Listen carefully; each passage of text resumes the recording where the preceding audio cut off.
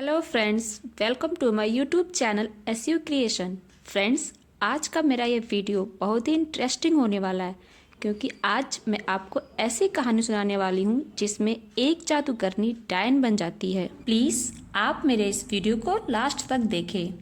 बहुत समय पहले की बात है। एक गांव में एक जादूगरनी रहती थी जिसका नाम रत्नमाला था।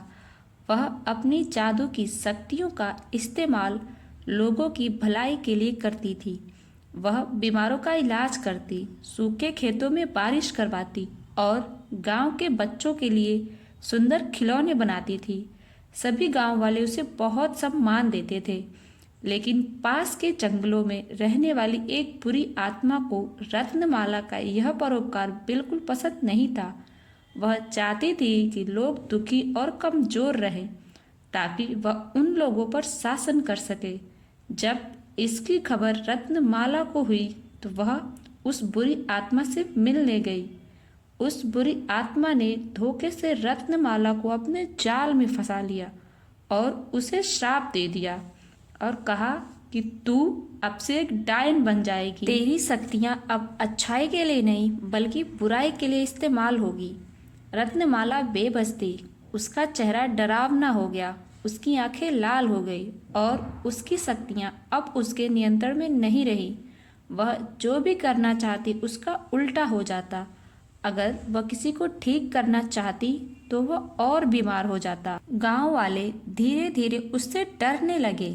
वे उसे डायन समझने लगे और उससे दूर रहने लगे। रत्नमाला बहुत दुखी थी, लेकिन उसने हार नहीं मानी। उसने ठान लिया कि वह इस श्राप को तोड़ेगी और इसका तरीका जरूर ढूंढेगी। रत्नमाला को बहुत ढूंढने के बाद एक जादुई और रहस्यमय किताब के बारे में पता चली जो गांव के सबसे पुराने मंदिर में पुजारी के पास रखी थी। हालांकि यह उसके लिए आसान नहीं था, लेकिन उसने पुजारी से मिन्नतें की तो पुजारी ने उसकी मदद करने के लिए हाँ कर दिया। रत्नमाला ने पुराने ग्रंथों और जादुई किताबों को पढ़ा। कई महीनों के मेहनत के बाद उसे पता चला कि अगर वह बिना स्वार्थ के 100 अच्छे काम करेगी तो उसका श्राप टूट जाएगा। हालांकि यह आसान नहीं था। गांव वाले उसे पास नहीं आने देते थे, लेकिन उसने हार नहीं मानी। उसने चुपके चुपके लोगों की मदद करनी शुरू कर दिया।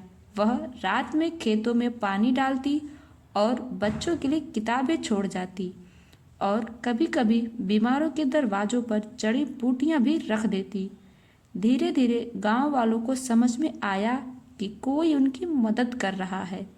एक दिन उन्होंने रत्नमाला को यह सब करते हुए देख लिया। उन्हें अपनी गलती का एहसास हुआ और उन्होंने रत्नमाला को माफ कर दिया।